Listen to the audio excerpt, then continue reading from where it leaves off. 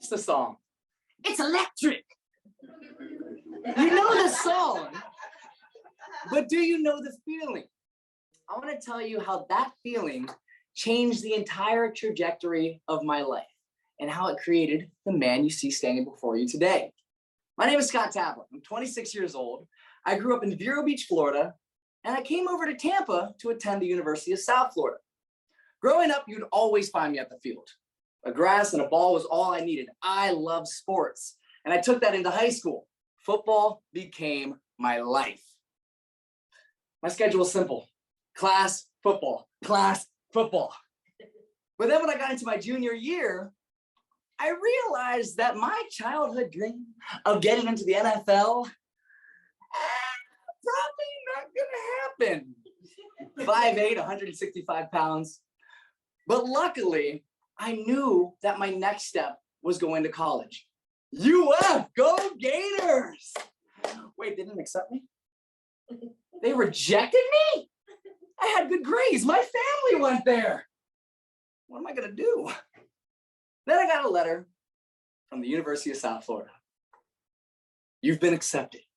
And even though that was my least favorite choice, I was ecstatic. Let's go Bulls! As I stepped onto campus, I fell in love. The buildings, the people. It was contagious, the energy that was surrounding. Then I met one of the most school-spirited groups you'll ever meet, orientation leaders. It reminded me of my football days. They're knowledgeable, they care about student life. I loved them so much, in fact, that I became one. I applied, I became an orientation leader. It was now my job to lead students through campus, become a mentor, and then also get on stage and speak to around 1,000 different people, parents, students. And when I got on stage the first time, I loved it. I loved it. I didn't know what I loved, and I didn't know what that feeling was, but I knew I needed more of it. When I first went to USF, my dream job was to be a physical therapist. I love sports, fit my background, but after I got on stage, I realized that wasn't really me. So all of a sudden, the dream that I thought I had came crumbling down. What am I gonna do? My friend mentioned to me, maybe you should look into becoming a communication major. I thought, perfect. I was interested in the classes. It also gave me freedom to stay as involved with school activities as I was. So by my junior year, I was taking my classes. I was still very involved on campus, but this thought kept racing through my head. Why don't more students know about all the activities that are going down? Why don't more students get to experience the things that I've experienced that have led me to the life that I'm living? I thought to myself, what if there's a way to use my voice to help fellow students? And then I heard my voice say, there is. I was like, huh? And I realized it wasn't my head talking to me, it was my friend next to me listening to me talk to myself. He said, have you ever heard of Bulls Radio? I said, no.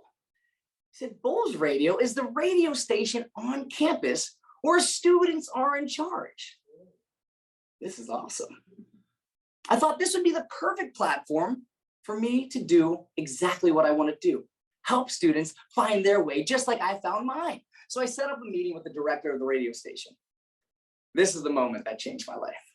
As she's showing me around the radio station, she opened the studio door.